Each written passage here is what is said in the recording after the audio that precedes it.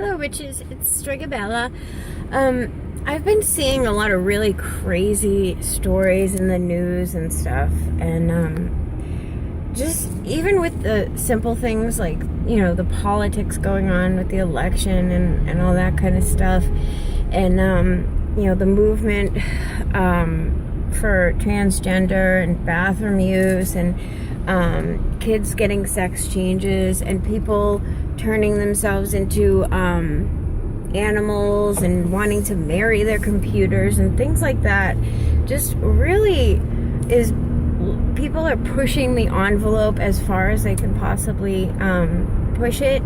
And first it's kind of weird, and you think when you hear some of this stuff, like a man who is in love with his car, at first it seems kind of weird and funny, and you think, this is just a very rare type of person. And then you wonder, like, what in somebody makes them think of something like that. Like, I just can't imagine entertaining, a relationship in any realistic way with a car or something. But it just shows something is going on in the world today where people aren't they're not having some kind of an emotional connection with other people necessarily, or it's not in the right way, or it's just that there's just so many choices given to people nowadays, like in everything. Just going to the grocery store and deciding which milk to buy. There was a time when you just bought the milk that was there because there was only one or two milk choices, if you buy whole or skim but there's just so many opportunities to choose from so many things. I think it can be kind of overwhelming. And it got me to thinking about social conditioning and really like analyzing my own self as far as why I am doing and choosing things I'm choosing, why I'm behaving in a way I'm behaving. And I think it's really important, especially for those of us who have chosen a life of an alternative kind of spirituality. This kind of a practice, if you're involved in anything magical or witchy related or outside the box, there was a time when it was against the law to indulge in these kinds of practices, when you couldn't really openly buy or get information about it because it was so threatening to people. And now it's gone the whole other end of the spectrum, where now the Church of Satan is having after school club, and the world has just changed its view like so drastically, so quickly. And I'm thinking to myself, when I was a kid, like the majority of people would be horrified if they knew what the world was going to be like now. And it's weird how quickly the entire world suddenly has a completely opposite opinion. Even the people in politics, like they had, they were showing Hillary Clinton saying completely opposite stuff than what she's saying now just a few years ago. And, those of us who are doing something of a spiritual nature, to the extent where we really care about the world and the earth and survival and people, and we like care for real, not just about ourselves. And it's really important to kind of disassociate ourselves from that conditioning. And kind of when I was growing in my spiritual beliefs and my own personal self, because in order to practice at a higher level, you have to work out some of the baggage you have, even subconsciously, or else you're going to have problems. You're going to have trouble later on. And so, you really have to kind of go back and recondition yourself in a different way. If you want to be your true, authentic self and not have these issues that are conditioned in you based on what society says is acceptable or good, you know, you have to kind of recondition yourself as far as who you are, what you believe about yourself. I realized, like, I had to basically, like, reprogram myself in almost every way. You know, what society tells us is acceptable, believable, moral. We can't just blindly do and accept and think and be because that's the popular belief right now. And it just really got me to thinking, like, I am not changing much of what I have always believed is right and good and appropriate. I haven't flip-flopped and changed along with what the world says is okay at the moment. So I think, for the most part, as far as who I am, I've remained pretty much the same consistently. Yes, of course, I've had to recondition certain things, like as far as outward appearance and certain choices. You know, even things like where you choose to sit when you go into a place. Like, some people immediately will go to the front because that's what they always have done. They did it in school. They're the ones in the front row who have the answers. Other people are believe something about themselves, like they sit in the back and they're more timid as far as anything where they're going to have to answer questions or be called on or be seen. You know, and those things can be changed if you're consciously aware of choosing them and why you're choosing them, and that you don't want to choose them anymore. You can change things like that about yourself. You can change what group of people you fit into. You know, if you were one of the people in high school who was a bully and you sat with all the other bullies, you don't have to be the bully for the rest of your life. If you decide, I don't want to be that, I don't want to be known that way, I don't want people to think of me that way, you can change it. You just have to recondition yourself and start making a different choice and acting in a different way. Every time you are about to bully somebody, stop.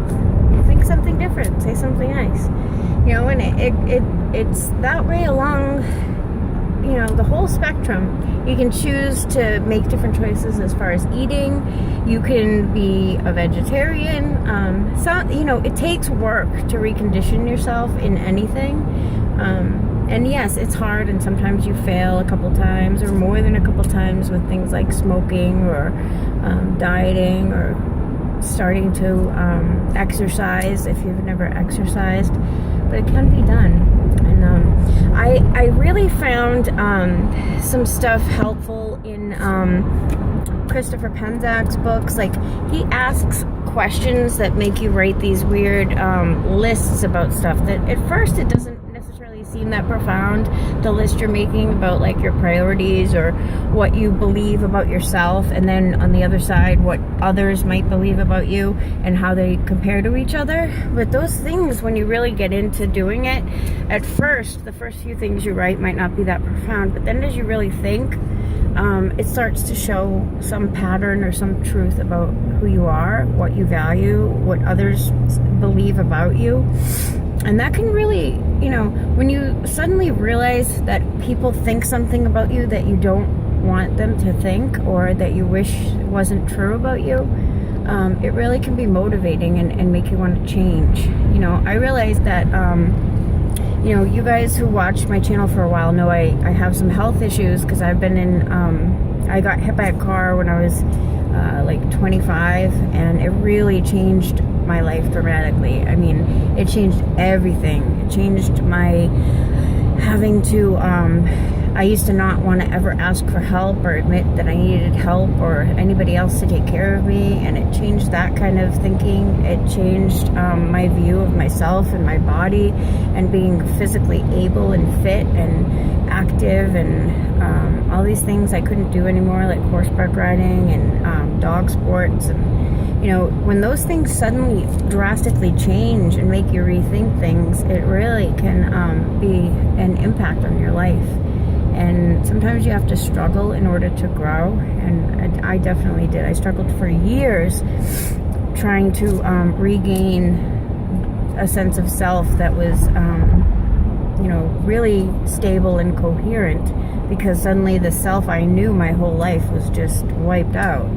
But over the course of time and getting a divorce and stuff, I really had to recondition myself, because I started to believe things about myself that I didn't want to believe, like that I'm incapable, I'm a cripple, I can't do things, I need, I just need to give up and stuff like that. You don't have to think those things. Like, just because others might think something or project something onto you, a lot of us have certain aspects of other people in our lives who project things they think are bad or wrong or not good enough.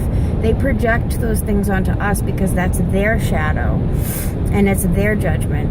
I've learned something about how social conditioning can happen without you even being aware of it. I studied child development, and I guess I've always been aware of it, but I just didn't realize just how deep and just how much of who we are can be conditioned in that way.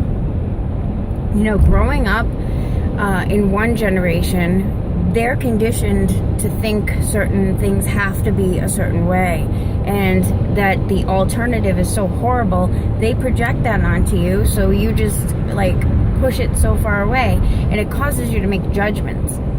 I've learned to, every time I find myself tempted to judge somebody about something, to stop and think about why I'm making that judgment, what's so horrible about that, and what it means.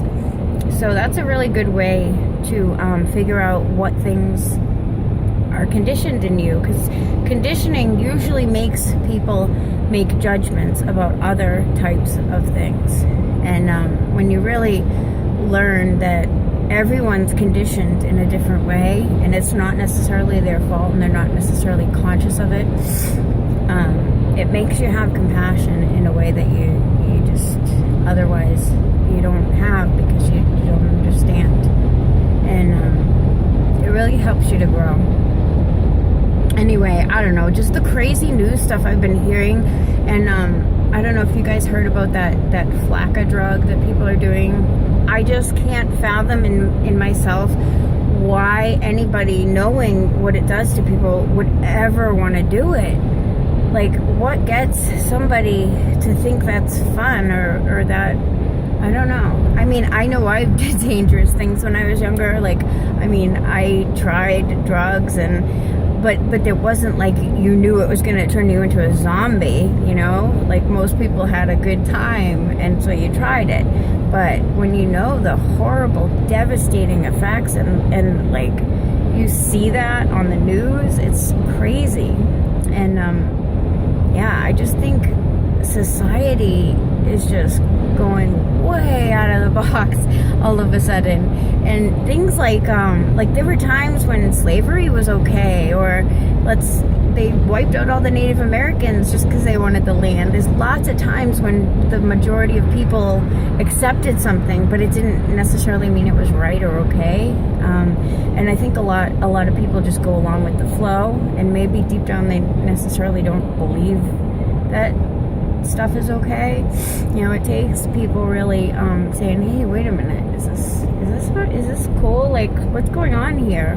Somebody had to stand up for slavery to end, and somebody had to stand up for the rights of women to not be property of a husband, to have the right to vote and things like that.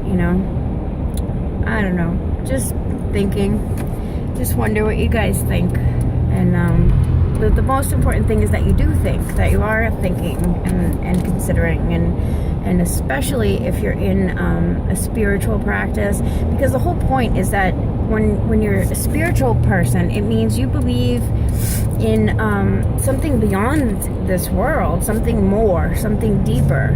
And when the world is doing something crazy, we, the spiritual people, are supposed to kind of be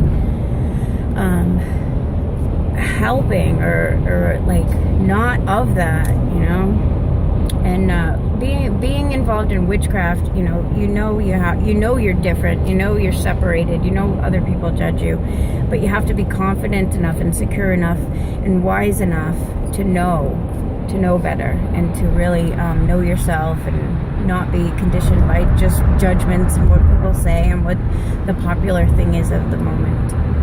So, hope you guys like this